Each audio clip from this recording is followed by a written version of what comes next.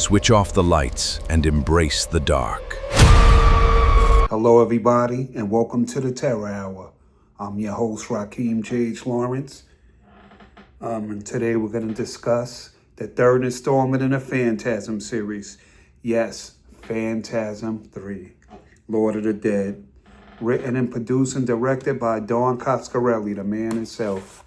Now, mind you, Phantasm 2 was a studio movie. Universal Pictures put that one out. So Don Coscarelli got his rights back and he made part 3 himself. And it was action-packed. It had a good storyline, good cinematography, good music, good direction, good pacing. It was a good sequel. But let's talk about Phantasm 3, the characters. You know, we brought back the man himself.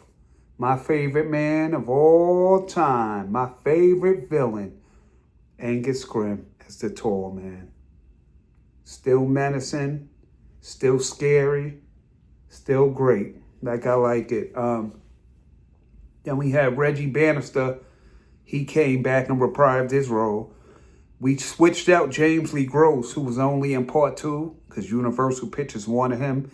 They took out A. Michael Baldwin, but he was back. So he reprised his role. He was in the original Phantasm. And I was happy that they put him back in the series because he deserves it, you know. That wasn't right what they did to him. So I'm glad he's back home in his rightful place. But let's discuss the movie. It started off with a bang. Phantasm 3, it left off with the first one. And the second one, basically, to me, those movies intertwine.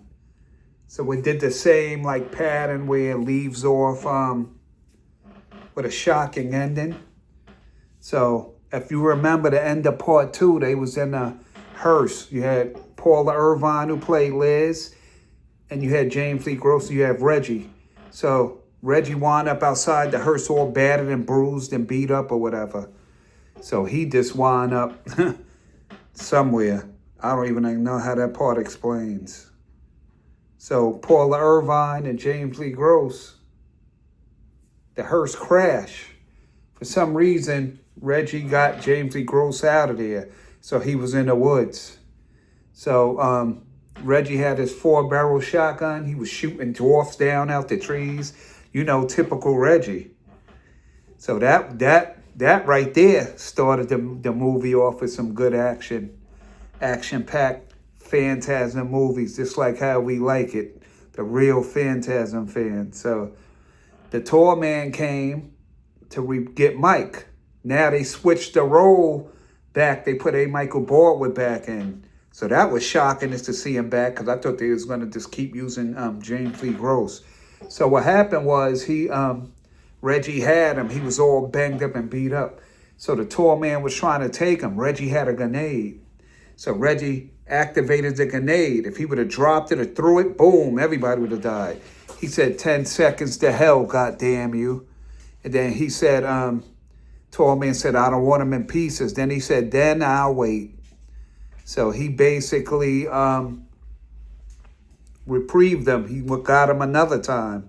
But the movie had great characters. So Mike winds up in the hospital. I seen receptionist had a Walkman.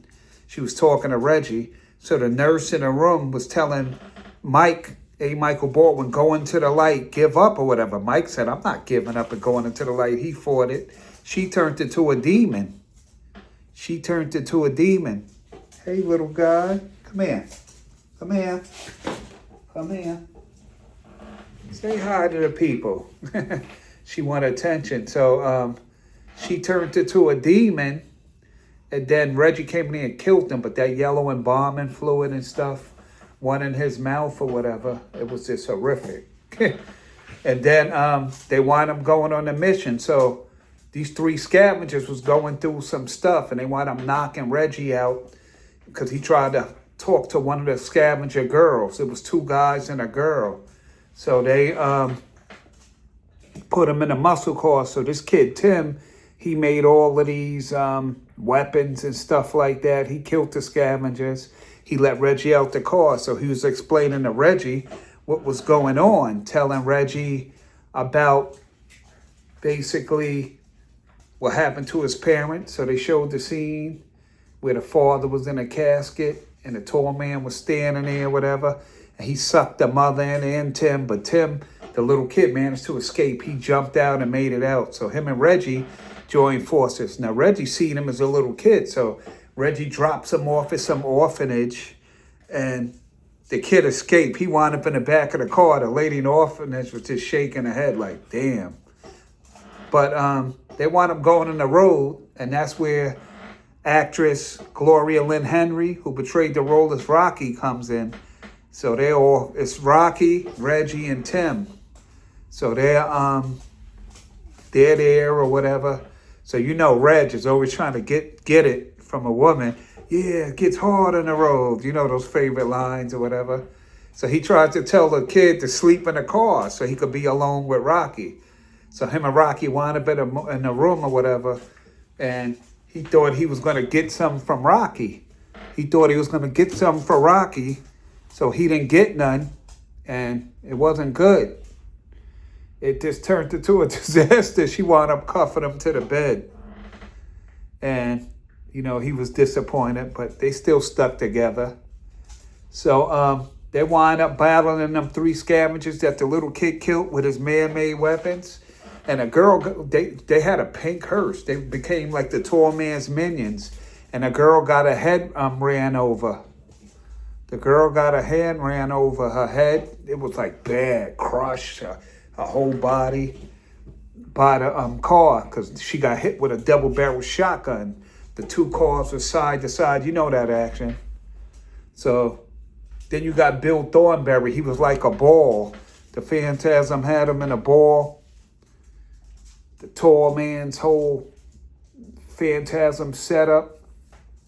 But one thing I noticed about that movie, they didn't have a whole bunch of them dwarfs in there. Like they took the story in another direction.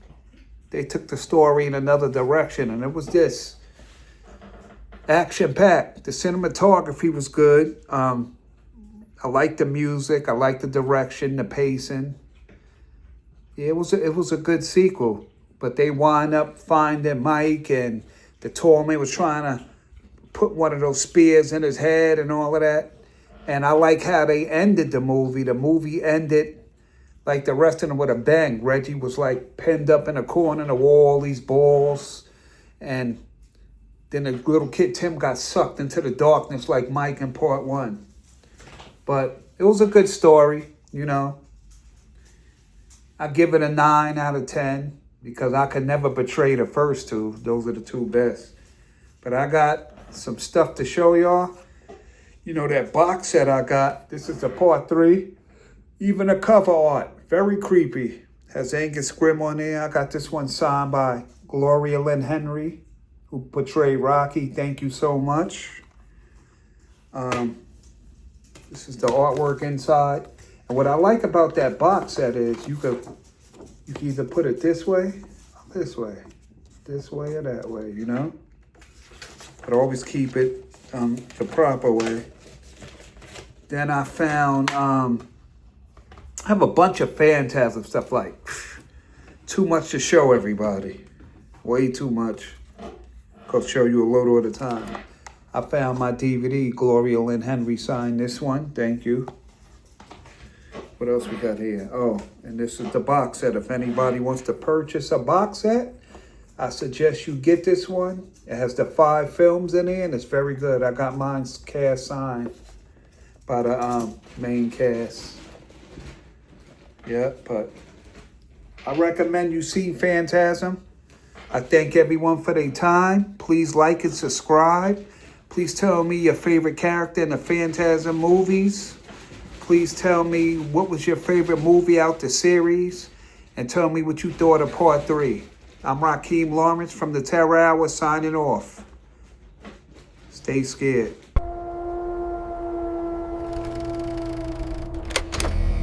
Switch off the lights and embrace the dark.